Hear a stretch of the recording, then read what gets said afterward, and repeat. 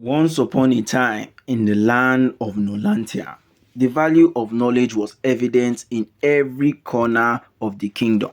Towering libraries, bustling universities, and scholars from far and wide filled the land. The people of Nolantia cherished education and believed it was the cornerstone of their prosperous society. However, with the rising cost of education, only the wealthiest could afford to send their children to the prestigious institution. In a modest village at the edge of the kingdom lived a young girl named Elara. She dreamed of attending the Grand Academy in the capital city, but her family could barely make ends meet. Despite their best effort, they couldn't afford the high tuition. One day, as Elara sat under the old oak tree, reading a tattered book, a mysterious figure appeared before her, draped in a cloak of shadows.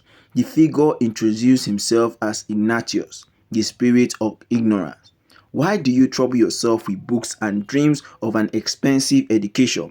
Ignatius asked, his voice echoing like the wind through the trees. If education is expensive, try ignorance. It is free. Elara, curious and cautious, asked, what do you mean by ignorance? Ignatius smiled, revealing a row of crooked teeth. Ignorance means living without the burden of knowledge. No worries about exam, no stress over facts, just blissful unawareness. Elara pondered this.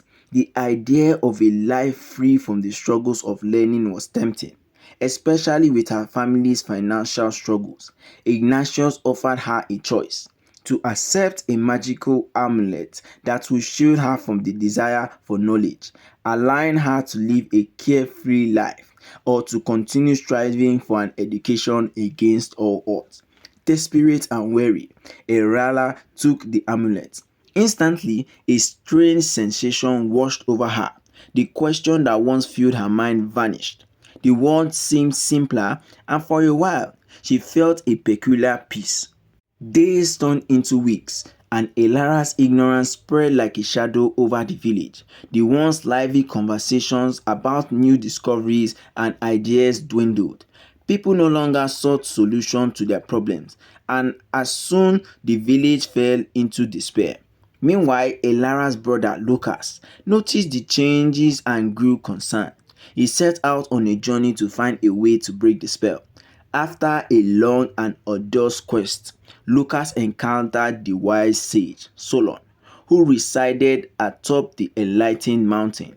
Solon listened to Lucas' plea and handed him a small luminous crystal. Place this crystal under the light of the full moon, Solon instructed. It will reveal the truth and dispel Ignatius chanted. Returning to the village, Lucas did what he was told. Under the moon's silvery glow, crystal emitted a brilliant light that enveloped Elara. She awoke as if from a long dream. Her mind once again testing for knowledge. The villagers too were freed from the fog of ignorance.